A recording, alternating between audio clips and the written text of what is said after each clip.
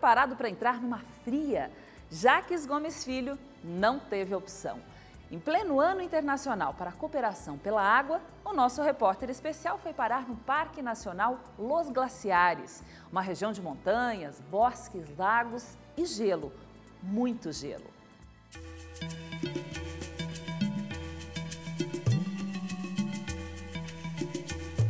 E nossa expedição começa aqui no aeroporto da cidade de Buenos Aires, mas o destino do Good de hoje fica bem mais ao sul. E por isso é hora de preparar os abrigos e ir se despedindo do calor.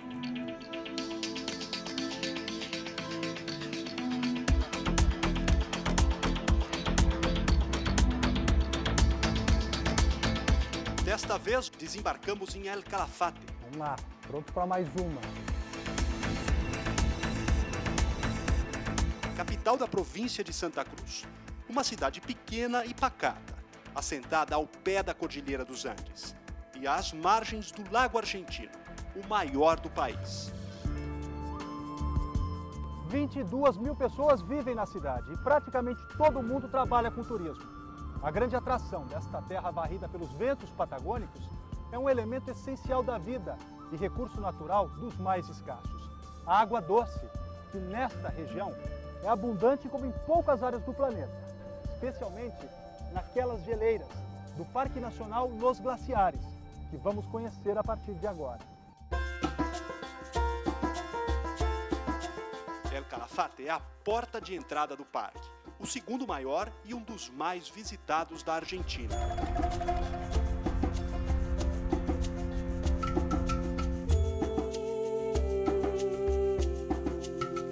Estamos diante das paredes do Perito Moreno, a geleira que é o cartão postal de Los Glaciares. Outro motivo que faz deste um dos glaciais mais conhecidos do mundo é a facilidade de acesso. Graças a esta passarela, os turistas ficam a apenas alguns metros da parede de gelo.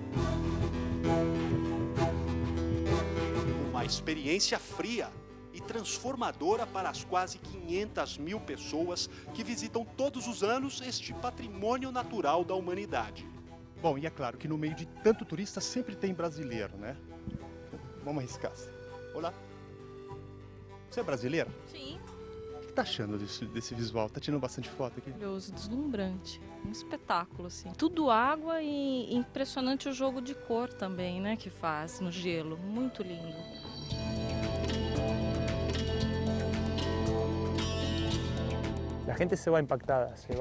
As pessoas saem daqui impactadas por tamanha beleza. E mesmo depois de 20, 30, 40 anos, lembram deste lugar, pois entendem o que pode acontecer se não cuidarmos bem de nossos recursos naturais. E só de estar aqui, a gente sente um bem-estar. Genera endorfinas el paisaje.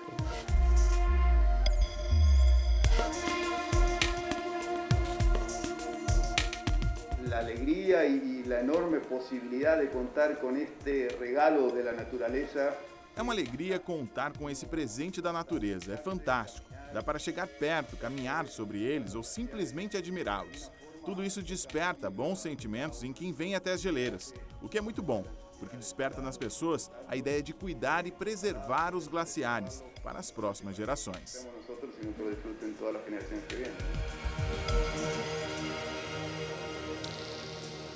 Um lugar único, que só aqui na Patagônia é visto a menos de 200 metros de altitude fora das zonas polares da Terra.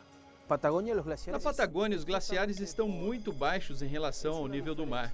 Na Europa, por exemplo, é preciso subir até 2.500, 3.000 metros de altitude para poder ver ou tocar num deles. Ver ou tocar um glaciar.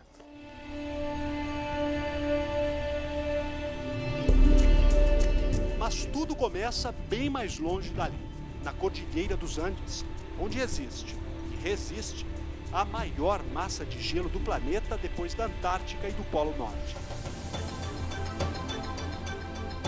O Campo Patagônico Sul se estende por 350 quilômetros de fronteira entre Argentina e Chile.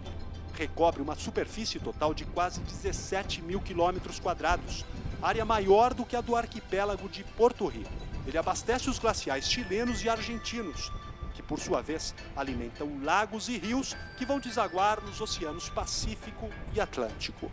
Bom, e nada melhor para conhecer uma região cheia de água como essa do que uma navegação. A gente vai passar os próximos 3 dias navegando pelo Lago Argentino. E as condições do clima, deem só uma olhada no vento que faz aqui.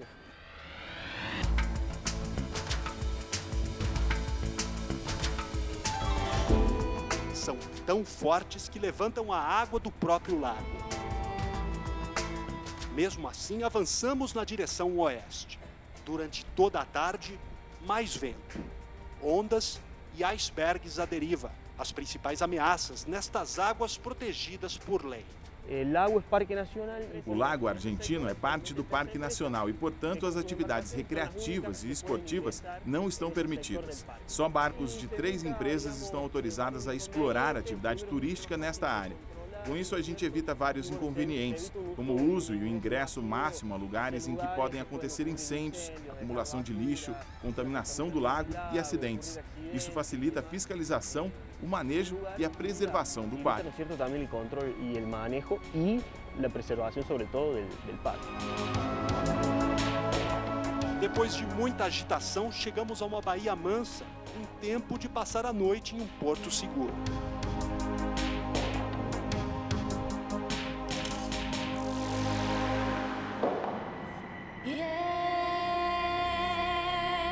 O amanhecer nos revela que nem tudo é água e gelo em Los Glaciares.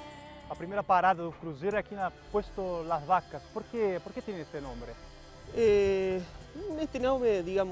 que existia muita quantidade de vacas por aqui. Desde a época em que essa área foi colonizada, no começo do século passado. A pecuária era a principal atividade por aqui. Com vaca, vaca e cavalo, principalmente vaca. O gado foi expulso há décadas, mas ainda é possível ver um ou outro animal desgarrado pastando pela margem do lago. Diferente do que acontece em outros parques nacionais aqui da Argentina, em Los Glaciares não é permitido viver dentro da reserva. Esta casa aqui já tem mais de 100 anos e foi a residência de um dos últimos pobladores ou moradores tradicionais. Ela já está há mais de 20 anos desocupada, mas continua cheia de história. O último morador desta casa foi um finlandês, que hoje tem 83 anos e mora em El Calafate. Ele criava gado e sua única diversão era esperar o velho barco se aproximar para colocar a roupa de domingo, preparar o mate e esperar pelas novidades da cidade, pelo açúcar, a farinha e o álcool. O resto ele tinha que produzir por aqui.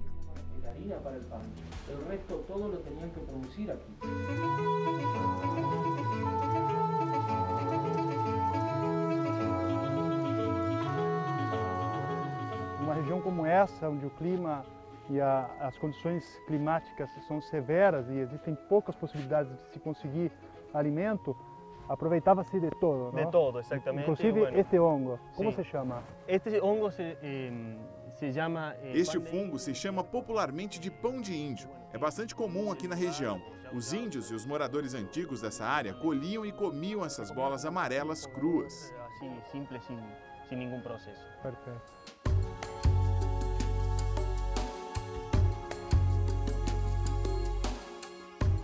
Acá mayormente se dá uma mezcla entre parte de vegetação da estepa. Isso é uma mistura da vegetação de estepe com a dos bosques que são típicos daqui.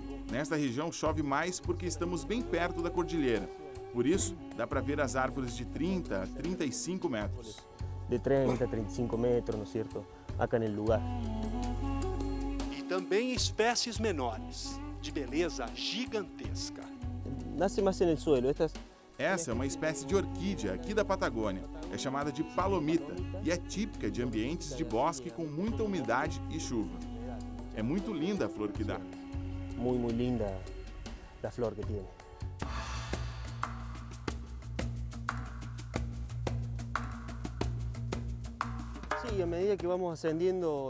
À medida que subimos, a paisagem muda. A vegetação mais baixa e as árvores desaparecem, ficando apenas as plantas menores. O limite do bosque de lengas vai até os 1.100 metros. Lenga, digamos, do bosque, que seriam 1.100 metros. A Hay poca vegetación o poca variedad en general, ¿no? Si comparas con otros ambientes. Sí, con otros ambientes. Sí. Se a gente compara com outros ambientes, aqui existe pouca diversidade de espécies, mas das que tem, aparece em abundância. Las especies que existen, ¿no es cierto?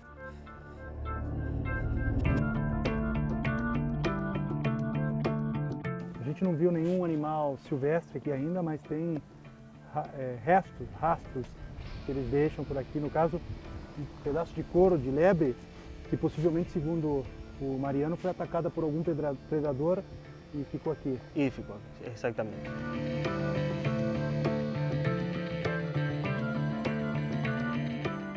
Esto yo creería que puede ser un zorzal patagónico, tal vez. Essa casca de ovo pode ser de um zorzal patagônico, mas não estou certo. Aqui no Parque Nacional existe aproximadamente 100 espécies de aves, tanto as características dos bosques, das lagoas e da região de estepe.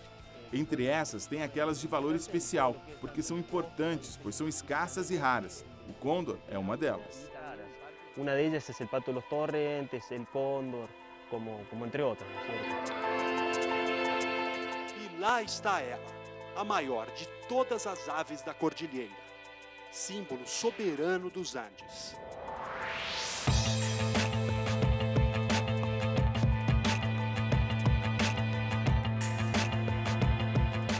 Em terra firme, mais surpresas pela trilha.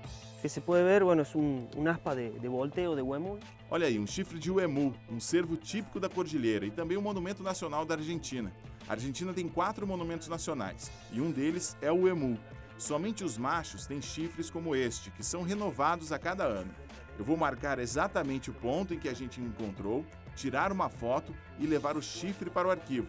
A gente faz isso sempre que encontra rastros de alguma espécie de valor especial, e o uemu é uma delas. Y con esto se llena una planilla de especies de valor especial, ¿no es cierto?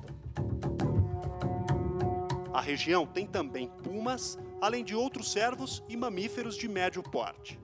Uma das teorias que explica o porquê dos bosques do norte terem mais fauna, como ursos, mamíferos e salmões, comparado com a Patagônia, é que justamente esta região foi um dos últimos lugares da última era glacial a se descongelar e também o último lugar a ser colonizado pelos homens e pelos animais, segundo a teoria do Estreito de Bering.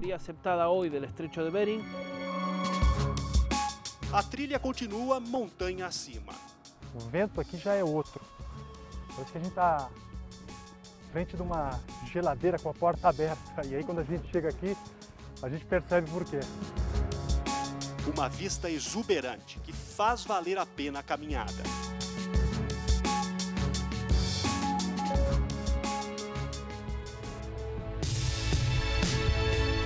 De volta ao barco, o visual das geleiras surpreende o casal americano.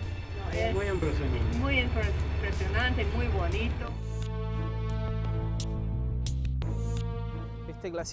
Esse é o glacial Spiegazzini, em homenagem a um botânico italiano que esteve na Patagônia estudando os fungos da região. Essa parede que a gente vê é uma das mais altas nos glaciares argentinos. Tem média de 80 a 135 metros de altura. E o gelo ainda continua embaixo da água mais 125 metros, até se apoiar no leito do lago. Mas as lindas paisagens não são o único atrativo do cruzeiro. Eu diria que este é um passeio 5 estrelas. Tudo que a gente vê é tão bonito e o serviço é tão exclusivo, não tem mais ninguém aqui. É como se fosse o nosso próprio glacial. Um privilégio para poucos. Um máximo de 44 passageiros, com 22 cabinas. 22 apartamentos e 44 passageiros. E a gente vai conhecer agora o que seria a suíte principal do barco. Adelante. Esta é a suíte principal. Essa é a suíte principal. Muito mais grande. Sí, además tiene su propio balcón, su propia cubierta en privado para tener la vista de todo el ancho del barco. Isso é para não olvidarnos que estamos em um hotel flotante, não? Um hotel flotante com categoria. Um hotel flutuante com categoria 5 estrelas. Impressionante. Dá só uma olhada na sacada particular que tem esse quarto e na vista.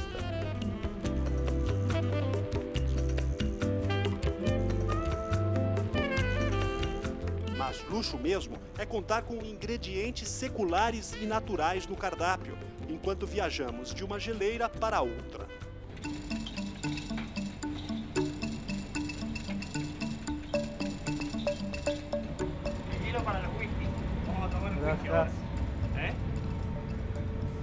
Tá limpito este? Sim, tá perfeito. Sim, igual decís? Sim, olha. Ele garante que é potável, limpinho. Vou tentar ver qual que é o sabor. Agua pura, acá navegamos en agua pura. Claro. Explicarle, Milton, que el agua está, que esto no te hidrata, de hielo. Claro, esto no tiene minerales. É um gelo sem minerais, como a água normal. É como chupar neve, não hidrata. Tem que agregar sais minerais ou algum suco instantâneo para hidratar. Isso mesmo, afinal, o que é a neve? A água destilada da chuva. Não tem minerais. Aunque parece azul, pero no tiene color. Tampoco tiene el color del agua. Tampoco, no. Claro, à medida que ele derrete na boca, é uma água super leve, liviana, leve. Se não hidrata, tem ao menos uma função especial. Uma das explicações dele durar mais é porque é um gelo formado pela compactação de neve. O gelo fica realmente como uma pedra dura, mas nem por isso menos transparente.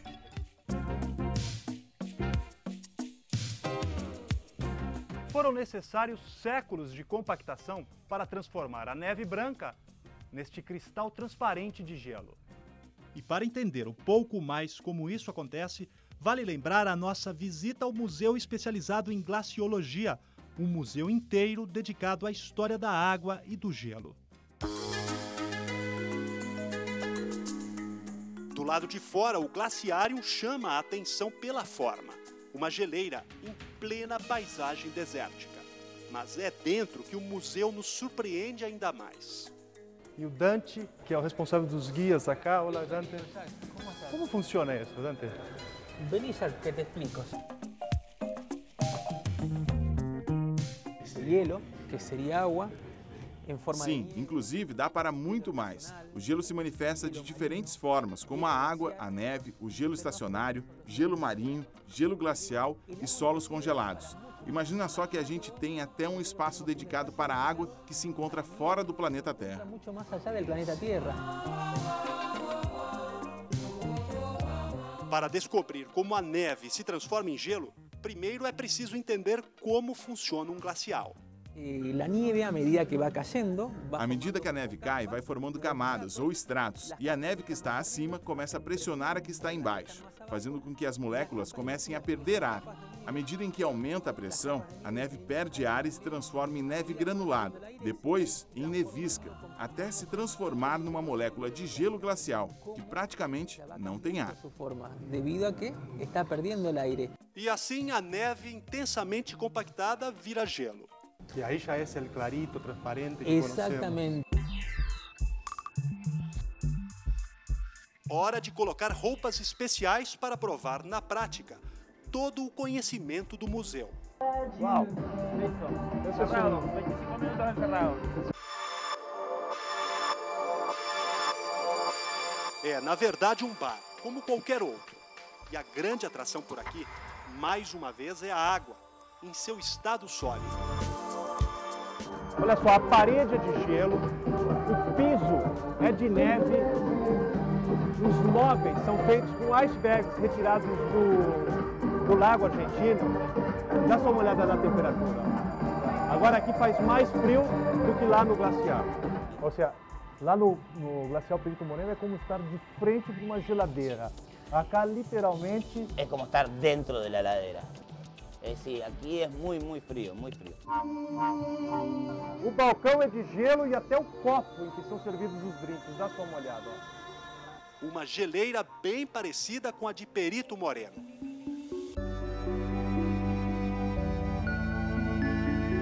Navegamos agora em direção ao maior glacial do Lago Argentino. O Uppsala tem 765 quilômetros quadrados. É 2 vezes maior que a cidade de Belo Horizonte. É a geleira da região que mais perde superfície, como dá para ver na comparação destas fotos.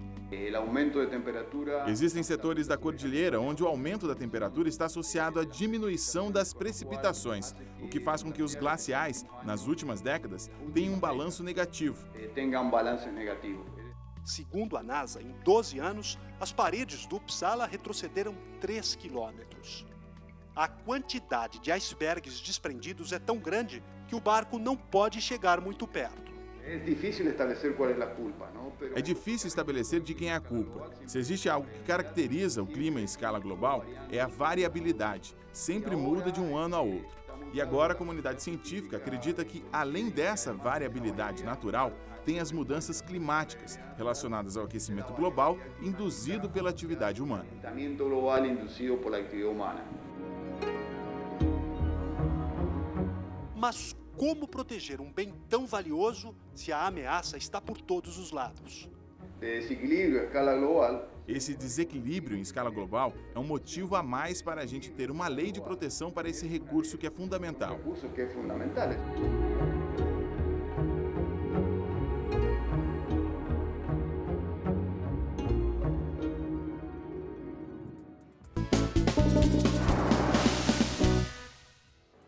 De volta com o Good News, vitais, estratégicas e deslumbrantes. Assim são as geleiras do Parque Nacional dos Glaciares, na Patagônia Argentina. Importantes não só para a geração de renda local devido ao turismo, como também uma preciosa reserva de água doce para a região. Por este motivo, a Argentina criou uma lei pioneira que prevê proteger os glaciares. Ponto de partida para esta ação?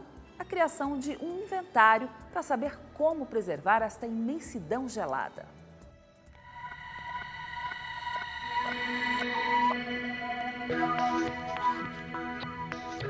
Continuamos a navegação pelo Lago Argentino. Desta vez, a chuva é quem nos recepciona ao desembarcar. Na Patagônia, o clima é assim, muito instável. Muda sem aviso prévio. Justamente a grande quantidade de umidade que temos. É justamente a grande quantidade de umidade que a gente tem aqui. A chuva mesmo, a razão de ser dos glaciais. A cor do lago também está relacionada à presença dos glaciais. Quando essas geleiras descem pela montanha, funcionam como uma espécie de lixa, que vai lixando as pedras. E isso cria o que se conhece como farinha de pedra, um pó muito fino que fica em suspensão na água e dá esse aspecto leitoso. Toda vez que a gente vê um lago com essa cor, é porque é de origem glacial. Cada vez que veamos un lago, un río con este color es porque está en contacto con algún glaciar. No es agua perfectamente cristalina, pero es pura. Es esa sedimentación. Isso mesmo, isso é fruto desta sedimentação que está suspensa na água e que se conhece como leite glacial.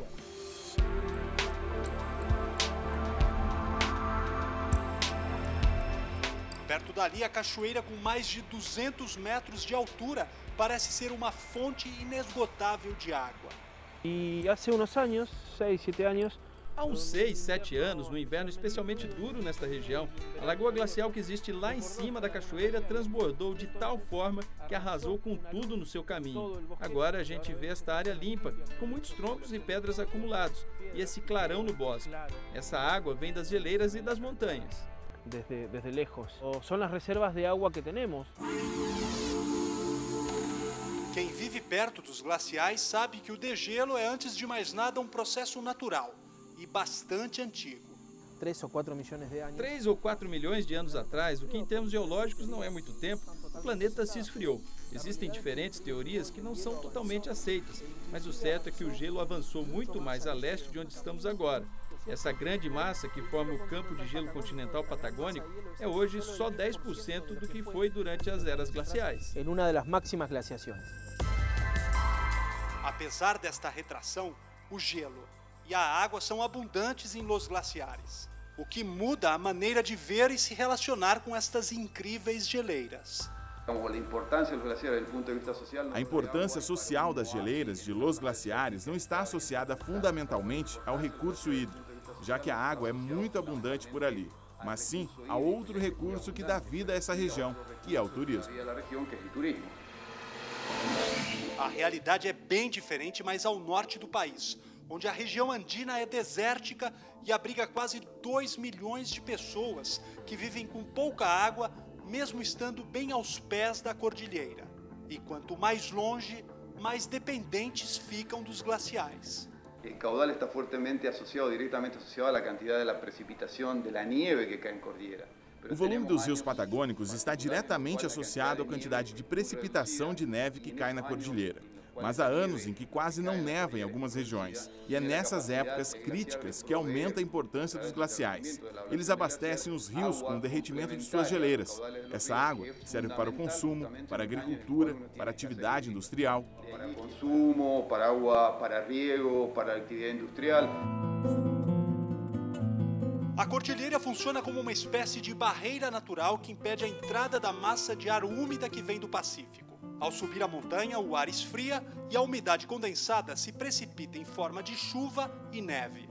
Mas as mudanças climáticas e o aquecimento global têm alterado este ciclo, especialmente nas últimas décadas. Entonces, de allí la importancia del glaciar como regulador, que tiene la capacidad de acumular. Os glaciais servem como reguladores naturais. Essa é a sua principal importância. Eles têm a capacidade de acumular água na forma de gelo e neve nos anos de balanço positivo, para poder entregar água pura quando mais se precisa dela.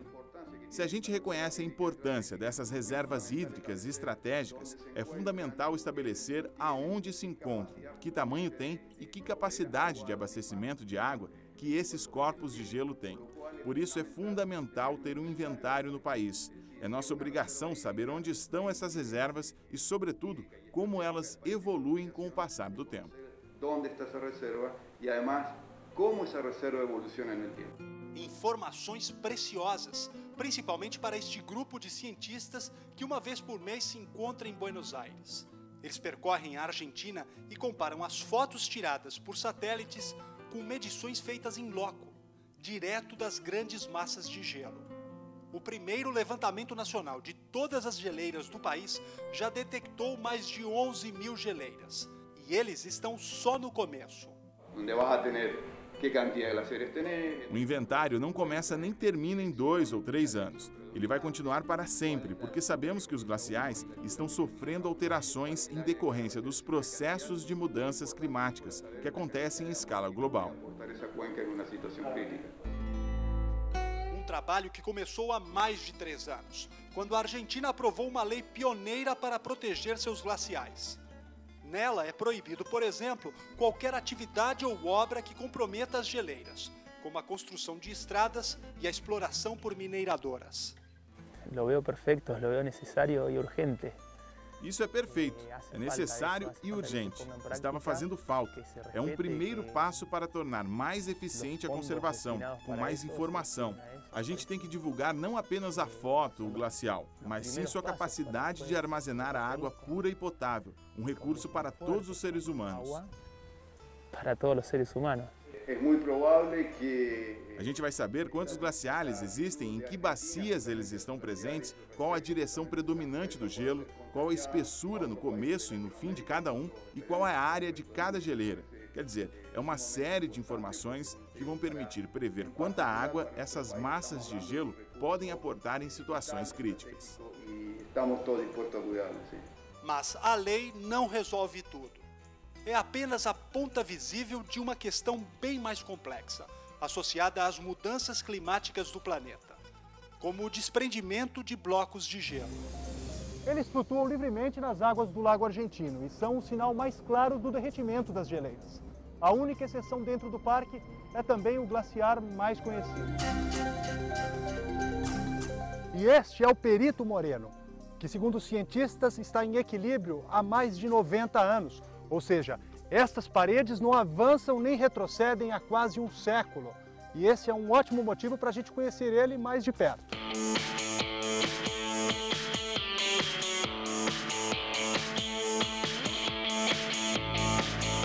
À medida que nos aproximamos da geleira, aumenta nosso respeito pela imponência, pelas dimensões da natureza. E nessa parte da caminhada, a gente chega tão perto da parede que não é permitido passar além desse ponto aqui, porque há risco de desabamento. Se cai também na parte do lago, as ondas também poderiam vir. Não sei se vocês aí na TV têm dimensão do tamanho dessa parede, mas aquela ponta ali, por exemplo, ela com certeza tem mais do que 50 metros. O mar de gelo se apoia sobre o leito de rocha da montanha e o imenso Vale Branco que cresce à nossa frente. Dá uma olhada aqui, ó. A lâmina de água que fica entre a geleira e a pedra e que ajuda o glaciar a deslizar. Those are like two different parts on the ice, sliding against each other. As placas de gelo também deslizam umas contra as outras, como um todo, e não só na borda da geleira. Acontece que aqui na borda a gente consegue ver isso claramente, mas esses movimentos acontecem em todo o glaciar. E para andar sobre o gelo é imprescindível o uso de equipamentos especiais, né? Entre eles roupas totalmente impermeáveis e esses grampos que ficam ajustados à bota, são eles que permitem a gente ter mais aderência ao piso, que é o gelo, que é extremamente liso. Estou muito empolgado, tenho certeza que vamos tirar lindas fotos e nos divertir muito. Dá só uma olhada no tempo bom que faz hoje.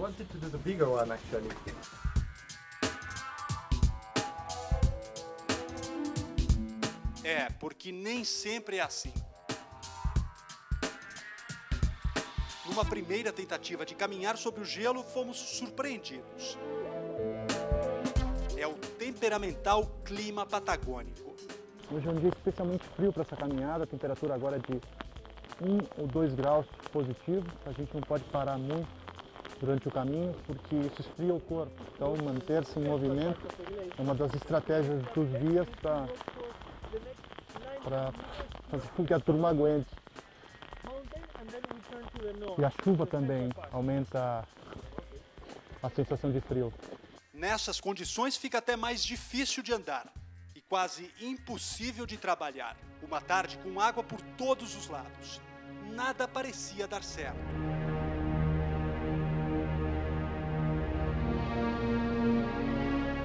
Um ruído forte que vem da montanha, ele está dizendo que pode ser uma avalanche de neve. Pero vos decís que pode chegar até cá, não? Não.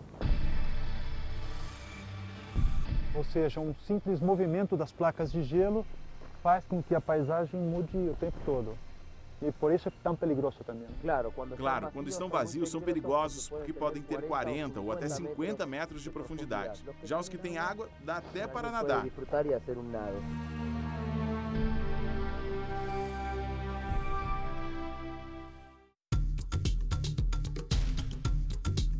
O sol e o clima favorável não significam menos perigos. Pelo contrário, a geleira fica ainda mais instável nos períodos quentes do ano. Olha, esse aqui é um dos tantos sumidouros que existem por aqui. A água, o gelo que derrete na superfície acaba criando esses pequenos rios que vão furando as placas maiores de gelo. E esse é o perigo de caminhar sobre o gelo e por isso que a gente tem que andar sempre em fila indiana.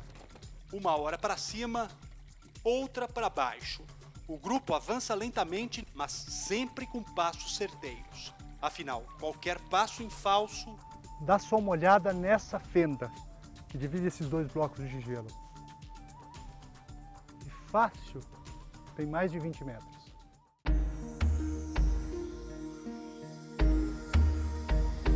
O branco domina a paisagem, mas são os buracos azuis que fascinam os visitantes. Uma beleza que parece hipnotizar e obriga o guia a redobrar a atenção.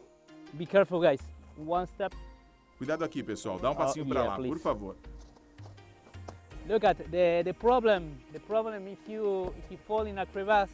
O problema de cair numa fenda desta não é a profundidade dela, mas quão estreita ela é. How narrow it is. Se você escorregar aí dentro, vai ficar preso nela, e aí é muito difícil de tirar. São 250 quilômetros quadrados de puro gelo, uma área superior à da cidade de Buenos Aires. Mas aqui toda esta superfície tem também profundidade. E em algumas partes do glacial Perito Moreno, a espessura do gelo chega a ter mais de 700 metros. É como se estivéssemos andando sobre uma montanha de gelo, tão alta quanto um prédio de 200 andares. Uma obra que a natureza levou milhares de anos para construir e que ainda não terminou por completo. Pode parecer que toda esta paisagem está parada, mas essa imensa massa de gelo está em constante movimento. A velocidade varia conforme as características de cada glacial. Aqui no Perito Moreno, a geleira avança em média 2 metros por dia, o que faz com que um ponto que hoje esteja aqui, em uma semana, chegue aqui. E esta pedra aqui é um exemplo deste movimento. Ela foi trazida junto com outras várias que existem nessa parte só de gelo, de uma montanha que fica 15 quilômetros lá para cima. Ela demorou mais ou menos 20 anos para chegar até este lugar. O gelo do Perito Moreno precisa de pelo menos 500 anos para ir do grande campo de gelo no alto da cordilheira até se desprender nas águas do Lago Argentino. Uma viagem muito mais longa que a nossa. E para muitos chegou a hora da melhor parte do passeio. A hora de tomar um uísque com gelo centenário.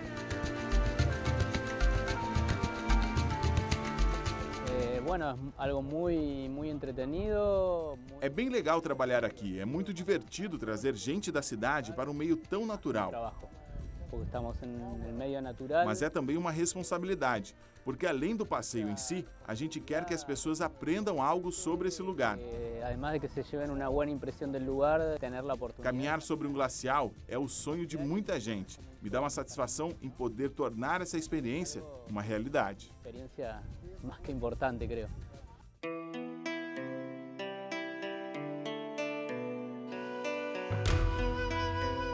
Nossa expedição pelo mundo surpreendente da água vai chegando ao fim. Mas não a jornada centenária dos gelos glaciais da Patagônia. Essa, tomara que nunca termine. É emocionante ver como as pessoas reagem ao chegar diante de uma paisagem tão imponente que nem sequer a melhor foto ou vídeo podem representar. E suas caras de assombro ao ver um desprendimento da geleira ou um iceberg flutuando perto do barco. É lindo ver a surpresa das pessoas e o quanto este lugar faz bem a elas. Todavía los tengamos. Sí, para mí es un privilegio. Para mim é um privilégio trabalhar num dos lugares com o ar e a água mais puros do mundo. Faltam palavras para definir os amanheceres, entardeceres e anoiteceres deste lugar. Não tem quem não venha aqui e se sinta renovado. Quanto mais gente conhecer este lugar, mais carinho vão ter pelos glaciais. Por isso é importante que leiam, que perguntem e que interajam com ele. Assim, o glacial não está sozinho. Absorberlo, pode disfrutar.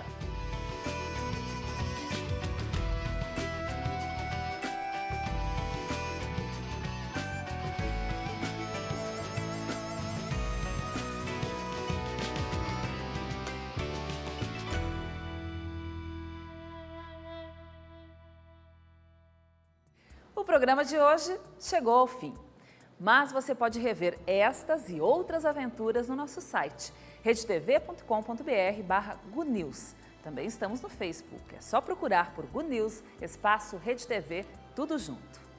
E eu te espero na semana que vem. Tchau!